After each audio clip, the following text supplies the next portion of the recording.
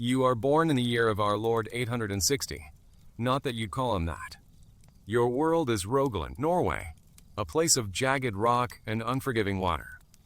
Your father is a Jarl, which is just a fancy word for a man who is one bad harvest away from having a knife in his back. He is a creature of pragmatic violence, his face a roadmap of old scars and suspicion. Your mother is a political treaty from a lesser clan, her warmth long since extinguished by the damp chill of the Great Hall. She watches you with the same detached interest she might afford a promising calf. This is your family. Your fate was sealed before you could walk. It is a hereditary curse, a blood poison of expectation. You are not a person. You are a link in a chain, and the chain is made of power, land, and the obligation to hold it. Your earliest memory is not of a mother's lullaby, but of the sound a thrown axe makes when it hits a man's chest. You were 5. The man had been accused of stealing grain. Your father made you watch. He said, "This is what happens when loyalty wavers." He was not teaching you about justice. He was teaching you about accounting. Your childhood ends at 7. There is no ceremony, just a sudden absence of anything resembling kindness. The crucible is your own home, the freezing fjord your classroom, the forest your unforgiving tutor. Your father's hall becomes a place of apprenticeship in the art of staying alive. Your first lesson is learning to muck out the animal stalls in the dead of winter, your small hands cracking and bleeding in the cold. It teaches you that all things, even a Jarl, are connected to filth. Your second lesson is sparring with boys twice your size, who batter you with weighted wooden swords until you learn that pain is just information. They are not being cruel. They are being efficient. Your third lesson is memory. You are forced to memorize the sagas, endless verses about glorious death and heroic betrayal, until you can recite them verbatim. It is not about culture. It is about programming you with acceptable outcomes. You fail once. During a training drill, your shield arm falters, and your wooden sword slips from your numb fingers. The punishment is not a lecture. It is the flat of your father's sword striking you across the back of your legs, so swift and casual it feels impersonal. You do not cry. You learn that mistakes are not for feeling sorry about, but for not repeating. This is how your mind is rewired. Empathy becomes a liability, a vulnerability to be excised like a tumor. Childhood wonder is replaced by a constant, humming paranoia. You learn to read faces not for emotion, but for intent. You are being scientifically stripped of your humanity, so you can better manage the affairs of other, lesser humans. The world will one day have a name for you: Viking. They will paint you as a noble savage, a free-spirited adventurer with the wind in your sails and glory in your heart. A gilded lie. Let's talk about the reality of your biological existence. You are, for starters, filthy. The sagas boast that you bathe weekly, which makes you a paragon of cleanliness compared to the rest of Europe. But the reality is a shared wooden tub of lukewarm water that's more human soup by the time it's your turn. Your magnificent, braided beard, the symbol of your power. It is a thriving ecosystem for lice, a warm, greasy tenement for generations of parasites.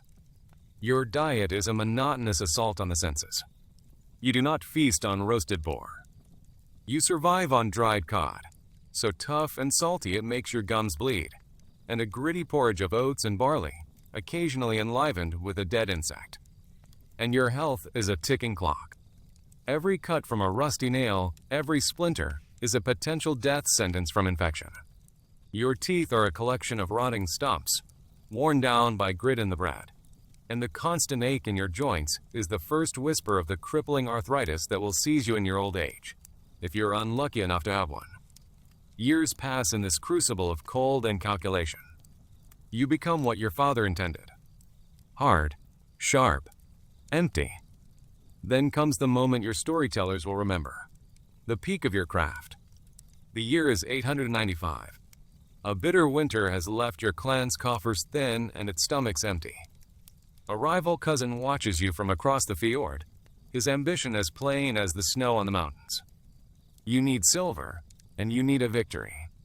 The target is a monastery on the coast of Northumbria, a place fat with the gold of a meek god. The stakes are simple. Succeed, and you are a legend. Fail, and your cousin will be feasting in your hall before your body is cold. Your plan is not a berserker rage. It is a cold piece of geometry. You land your ships a mile down the coast, a small, visible force. You send a raiding party to burn a fishing village, a calculated provocation. The local feared, a pathetic militia of farmers and priests, takes the bait, just as you knew they would. They charge your small party on the beach, full of righteous fury. Then, from the dunes, your true force emerges. The shield wall. You give the order. The wall advances, a steady, terrifying engine of wood, steel, and death. It is not a duel. It is an extermination. Your axe rises and falls with the rhythm of a butcher at work, each blow precise, economical, and final. There is no glory in it. It is the grim, bloody work of a professional. The aftermath is silence, broken only by the sound of your men gathering the loot. You return not to a hero's welcome, but to a weighing of silver. Your reputation is cemented. You are not just a warrior. You are a cunning, profitable, and utterly ruthless Jarl. Your cousin stays on his side of the fjord. But what is the life this victory buys you? This is the part the sagas leave out. The soul-crushing monotony of being a leader. Your typical day begins not with a call to arms, but with the cold seeping through the furs in your bed. You spend your morning listening to two farmers argue over a wandering goat, your judgment the only thing preventing a blood feud. You spend your afternoon inspecting grain stores, the endless, tedious accounting of survival. Your evenings are spent at the feast table, a political theater where you must laugh at bad jokes and drink with men you despise, your mind constantly calculating their loyalty and their ambition. This is your social cage. You are feared, you are respected, but you are not known. You are a function, a utility, a bulwark against chaos. You are treated as a tool, necessary but ultimately disposable. You see it in the eyes of a Frankish merchant, who smiles while trading his wine for your plundered silver, but whose gaze slides past you, as if you were a dangerous animal. The law that governs your life is simple and brutal. You can be challenged for your title at any time. Any perceived weakness, a failed raid, a poor harvest, a moment of hesitation, is an invitation for a younger, hungrier wolf to try and take your place. And then comes the most vicious cycle of all. You look at your own son, now 7 years old, with his wide, innocent eyes. And you know it is time to begin his training. You must now become the architect of his suffering, the man who will systematically break him, just as you were broken. You have to forge him into the next link in the miserable chain. The unraveling begins not with a bang, but with a drunken slur. It's a long winter, the air in the great hall thick with wood smoke and boredom. The ale has been flowing for hours, a desperate attempt to fend off the crushing sameness of the days. It is in this mundane setting that you make your fatal error. Fueled by paranoia and cheap booze, you see a flicker of a smile pass between your most trusted huskarl, a man you've known since childhood, and your ambitious cousin. In your mind, the flicker becomes a conspiracy. You stand unsteadily, and your voice cuts through the hall. You accuse him, treason. The word hangs in the smoky air, ugly and irrevocable. He denies it, his face a mask of shock and wounded pride. A fool's brawl erupts, a clumsy, pathetic scuffle of drunken men. In the chaos, you shove him. He stumbles backward, not onto a drawn blade, but onto the sharp, unforgiving stone of the central hearth. There is a sickening crack.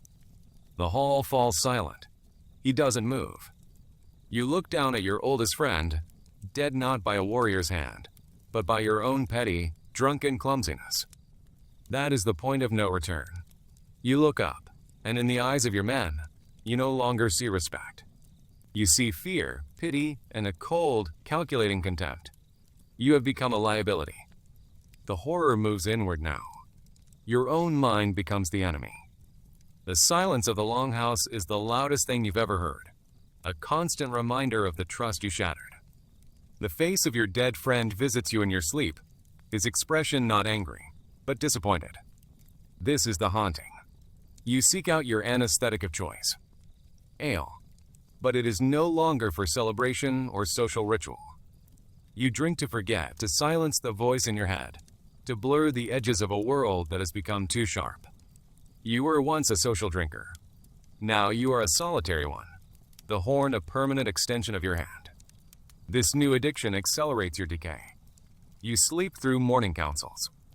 Your judgment, once your sharpest weapon, is now blunted and unreliable. You snap at your wife, alienate your sons, and rule your hall not with authority, but with unpredictable flashes of rage.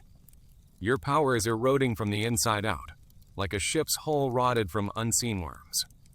You are still the Jarl, but you are now a prisoner inside your own title, rattling the bars of your own decaying mind. Your end is not written in a saga. It is not a glorious last stand against overwhelming odds. It is a pathetic footnote in the annals of biology. The final setting is not a blood-soaked battlefield. It is your own bed in the damp, smoky longhouse that has become your entire world. The year is 910. You are 50 years old, but you look 70. The inglorious cause of your death is not a sword. It is a cough. A simple lung infection, born from the damp and the cold, has found a home in your weakened, alcohol-ravaged body.